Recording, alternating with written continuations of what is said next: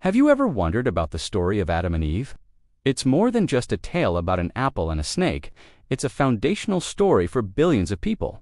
A narrative that explores innocence, temptation, and the very origin of human consciousness.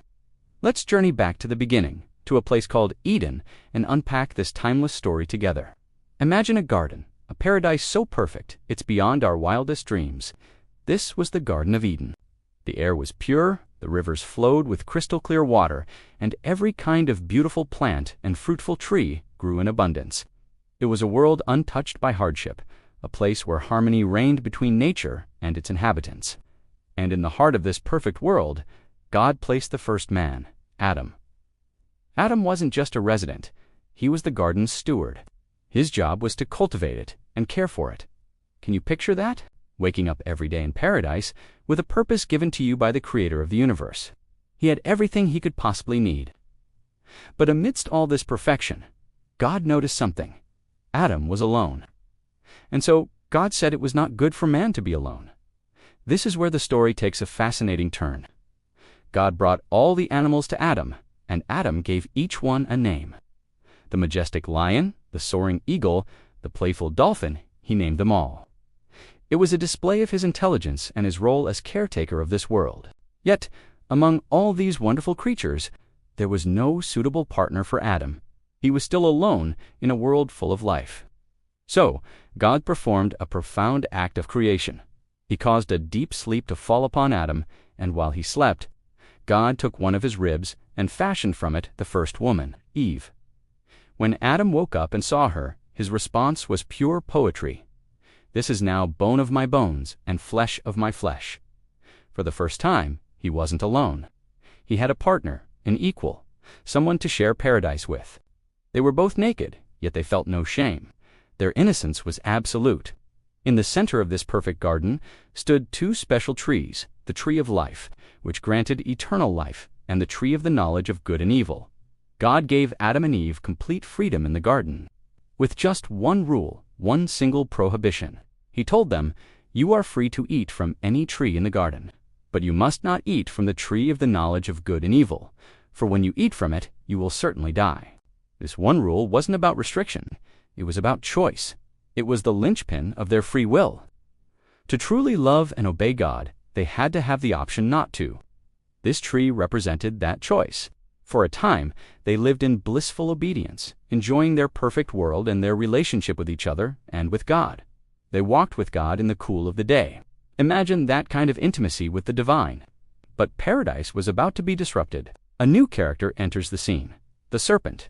Described as more crafty than any of the wild animals, the serpent approached Eve with a seemingly innocent question. Did God really say, "You must not eat from any tree in the garden"? It was a subtle twisting of God's words, designed to plant a tiny seed of doubt. Eve corrected the serpent, but she also added to God's command, saying they weren't even supposed to touch the fruit, lest they die. This small addition showed the rule was already becoming a burden in her mind. The serpent saw its opening and went for the direct contradiction. "You will not certainly die," it hissed. "For God knows that when you eat from it, your eyes will be opened, and you will be like God, knowing good and evil."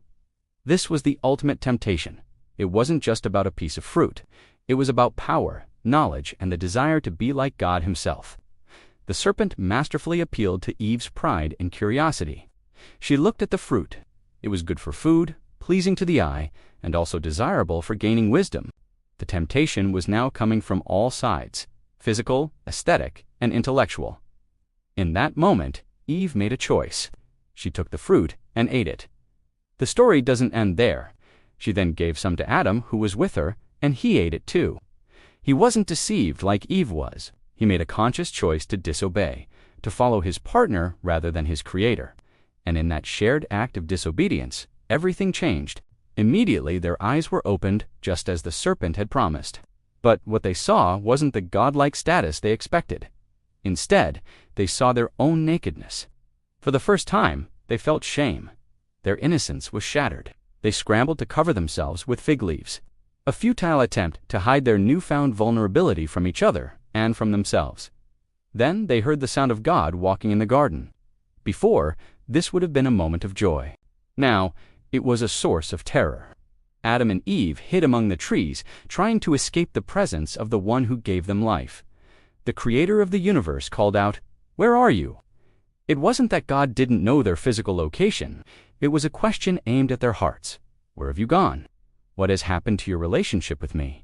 Adam's response is so human. He said, "I heard you in the garden, and I was afraid because I was naked, so I hid." God immediately knew what had happened. "Who told you that you were naked? Have you eaten from the tree that I commanded you not to eat from?" The moment of accountability had arrived, and what happens next is the first instance of the blame game. Adam, instead of taking responsibility, pointed his finger. "The woman you put here with me, she gave me some fruit from the tree, and I ate it." He blamed both Eve and, subtly, God himself. When God turned to Eve, she did the same thing. "The serpent deceived me, and I ate." No one was willing to own their choice. The consequences were swift and profound, affecting not just them, but all of creation. The serpent was cursed to crawl on its belly and be an enemy to humanity. Eve was told she would have great pain in childbirth, and her desire would be for her husband, and he would rule over her, introducing conflict into the perfect partnership. And Adam, for listening to his wife over God, was cursed to toil and sweat for his food from a ground that would now produce thorns and thistles. And finally, the death that God had warned of. It wasn't just an immediate physical death, but a spiritual one, separation from God, to prevent them from eating from the tree of life and living forever in this fallen state. God banished Adam and Eve from the Garden of Eden. He placed mighty cherubim and a flaming sword to guard the way back. The gates of paradise closed behind them. They were now in the world we recognize, world of beauty, yes, but also of hardship, pain, struggle, and death. Their relationship with God was broken, their relationship with each other was strained, and their relationship with nature became one of conflict. The story of Adam and Eve isn't just an ancient myth, it's a profound exploration of human nature.